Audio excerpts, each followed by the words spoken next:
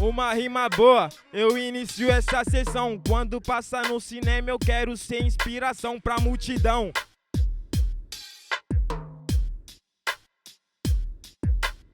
Cê faz a sua, mas essa que é a parada. Cê vive pra fazer história, eu vivo pra minha história ser contada. Então essa que é a fita, agora eu vou falar.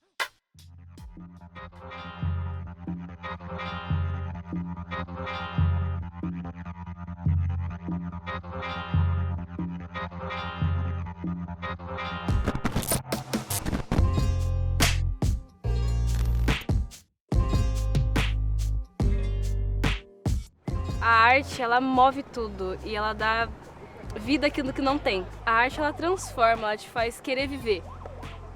Faz você olhar para aquilo e tipo, caramba, isso aqui é especial para mim, isso aqui toca em mim em certa área que nada toca.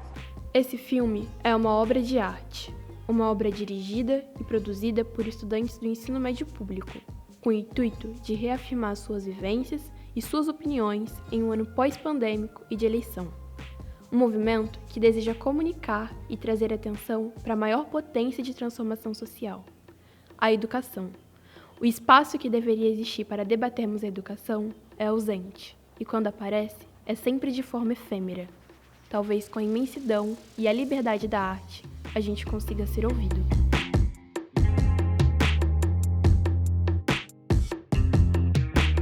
Tá, a educação eu acho que é tudo que a gente vê e aprende de algum modo. Tipo, pode ser a história que a gente aprende na escola, pode ser o jeito de agir que a gente aprende vendo algum filme, vendo TV. Acho que tudo isso na educação é muito importante, né? É o que cria a gente vê e reproduzir.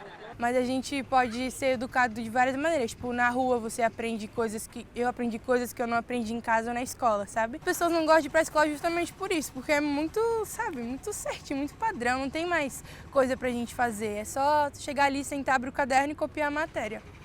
Eu acho que com o novo ensino médio, por exemplo, ele não deu a estrutura necessária, porque foi algo meio jogado, pareceu jogado.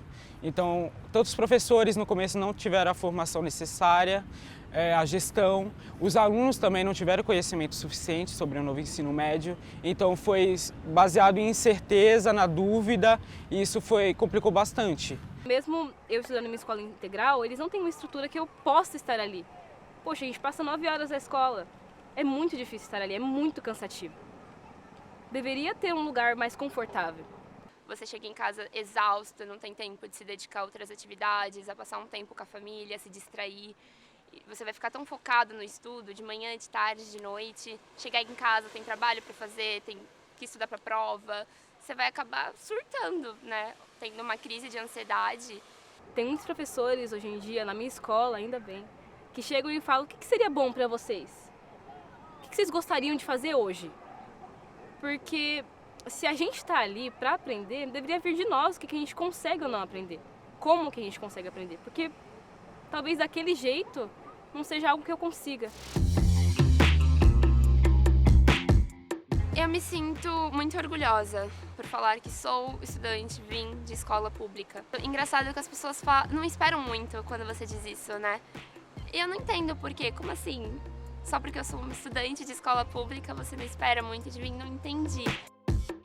Eu acho que o sistema funciona tipo assim, eles não estão nem aí se a gente vai aprender ou não, porque como falam, né, tipo, o rico vai ficando mais rico e o pobre mais pobre, então eles estão um pouco se lixando para a educação da gente. Eles querem passar uma imagem que não existe, não é esse mundo perfeito, não existe isso. Vivemos na realidade, temos problemas sim e temos que dar um jeito de resolver eles. Se você for parar para ver de um outro ponto, para eles, de certo modo, é até interessante você ter pessoas alienadas, e pessoas alienadas tendem a manter essas pessoas no poder.